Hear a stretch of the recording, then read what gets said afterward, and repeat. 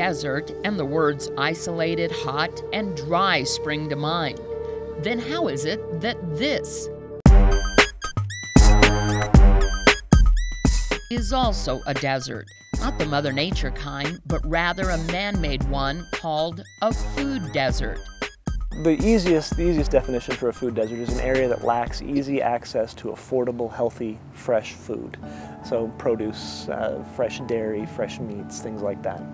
I live far from a grocery store, and I don't have a car.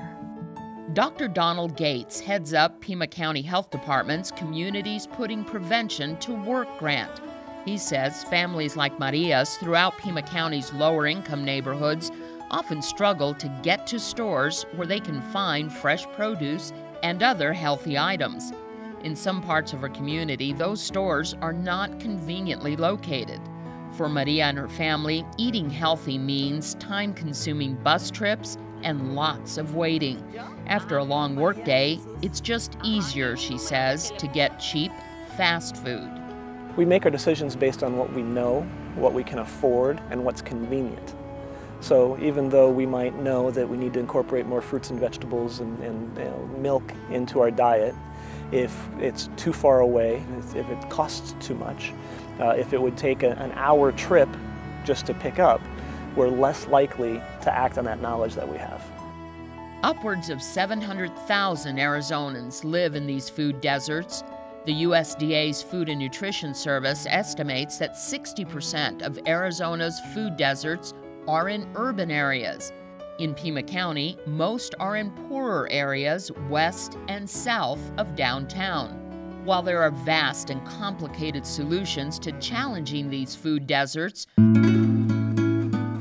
there are also simple, basic, and even fun partial solutions that are taking root literally all over Pima County. She's learned how to plant vegetables, fruits. She likes to dig a lot. She even made a garden at home.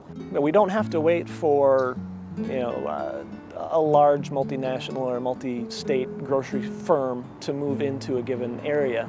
We have a huge opportunity to start growing fresh fruits and vegetables in neighborhoods, in parks, in schools. We can increase the availability of fresh fruits and vegetables and produce there through farmers markets, through gardening programs, through working with smaller retailers.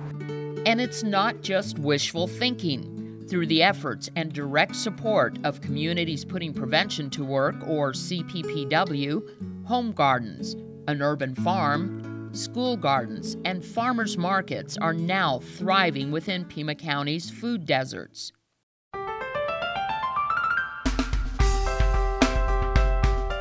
Lorene Matilda lives right in the middle of a food desert and is on a fixed income.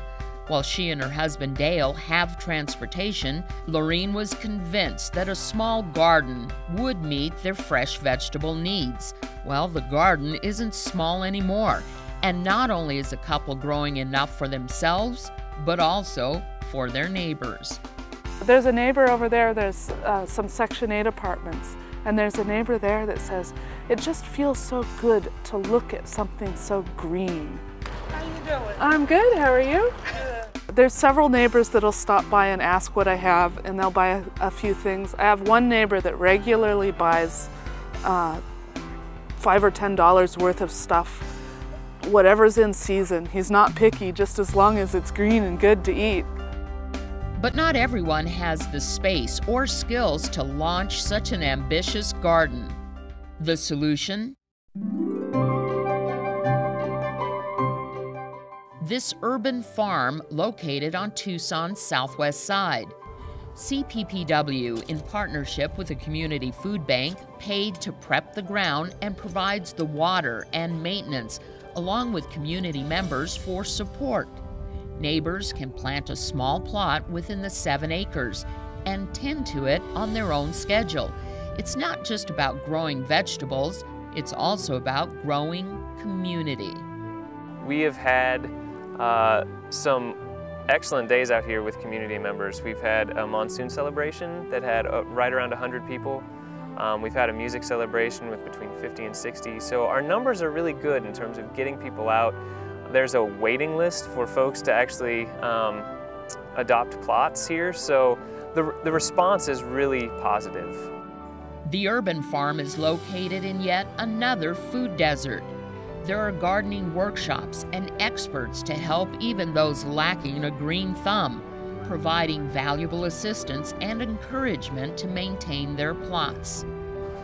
Our reasoning is that if we can help folks know how to grow food for themselves, provide space for them to do it, and a little bit of help in getting started, people are perfectly capable of producing healthy food for themselves.